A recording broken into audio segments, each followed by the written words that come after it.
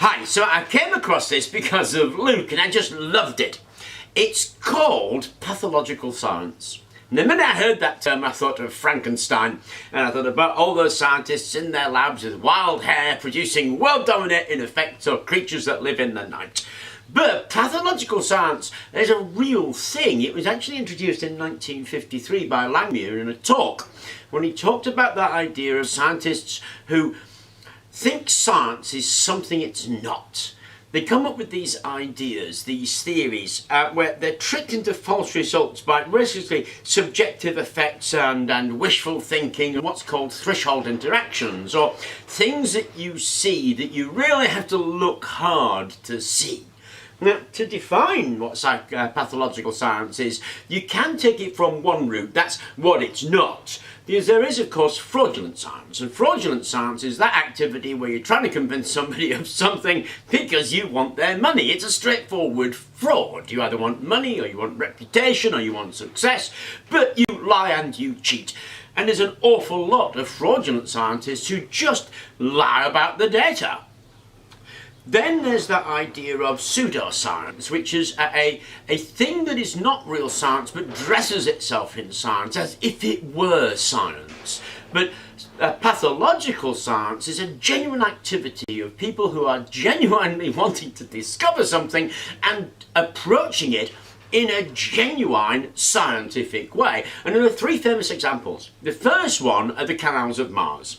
Now, back in 1877, there was an Italian guy called Schiaparelli who noticed this, and we're talking about the kind of telescopes with 6-inch diameter, that kind of stuff. The optics are really, really terrible. They basically have to peer at Mars all night long intently, waiting for a clearing in the crowd so they could spot something and then promptly draw it down. And Schiaparelli noted something that he thought were finger-like constructions he called canali, being Italian, and that was taken literally to mean canal.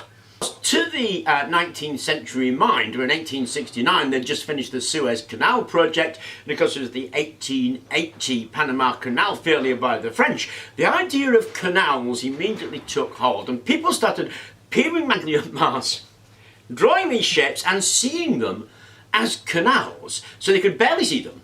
They saw canals in them, and they created this intricate network of canals on maps of Mars that you see on these maps. And from that inferred that there must be a civilization on Mars that was building these canals. It was even thought that the canals changed shape due to the seasons. When the polar caps melted, the canals appeared to get bigger, and the argument was because it was for irrigation and there was vegetation growing on the canal edges. So they constructed this fantasy land around these things, and they could barely see them, and they were interpreting and tricking themselves into seeing these results. The second famous one is N-waves. N-waves were discovered in 1903 by a French guy called Blandlot. And of course, at that time, there were just tons of these mysterious waves being discovered, so cathode rays and X-rays, so why not N-waves?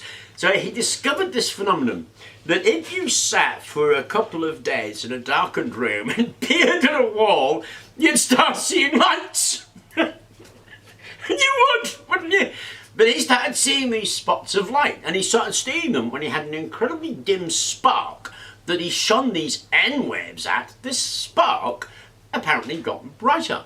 Now this became a fantastical theory about this new style of N-wave that could be absorbed into materials, stored in materials, and then released later.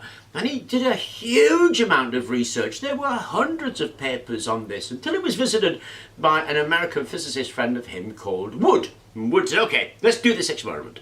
They did the experiment and got the result they expected. These flashes of light on a dark wall, and after peering at it for hours. And Wood said, well, that's really interesting.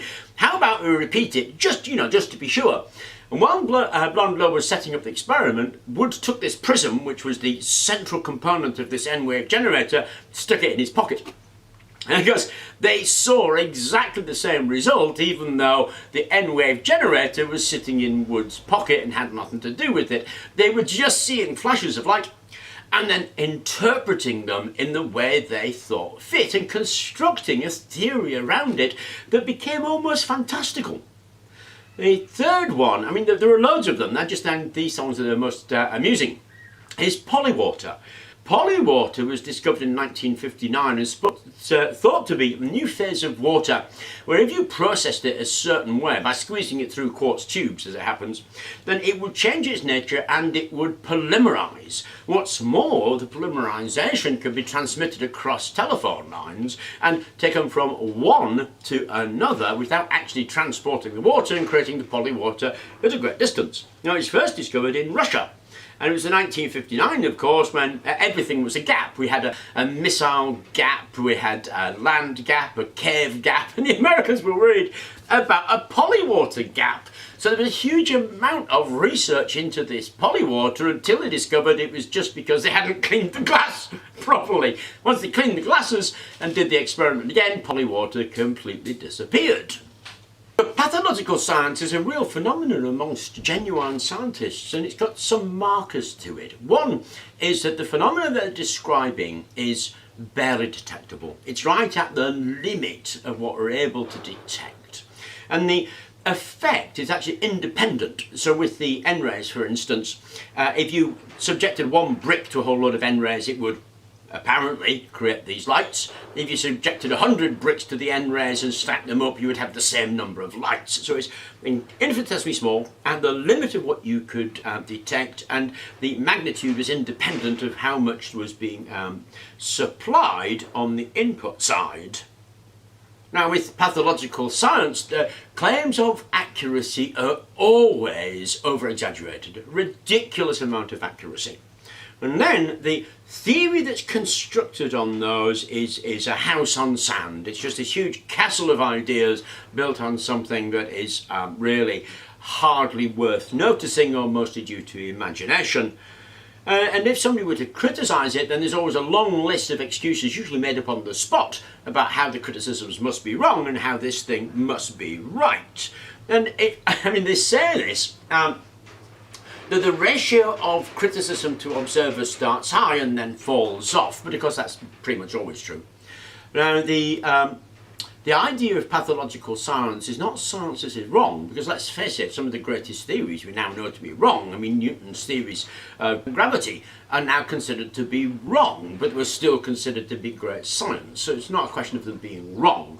It's purely and simply a question of, I suppose, over-enthusiasm, based on the briefest and narrowest of results, to construct these fairy castles. Because we have this impression that we're somehow better than we were before, that we somehow learn from these mistakes and we move on, we don't do it again. But to be honest, I don't really see any evidence for that. Pathological science still seems to be alive and well, beyond cold fusion. When I was researching dark energy, then it seemed to fit an awful lot of these criteria that Langmuir put out. And I think if you think about it, some of the more esoteric theories that come out also certainly seem to fit what Langmuir was talking about. So I'm actually not so sure that we have learned from our path mistakes, and I'm not so sure to what extent science is still pathological. Anyway, I had to share that idea with you just because I loved it. I hope you enjoyed the video. Thank you very much for watching, and please remember to like and subscribe.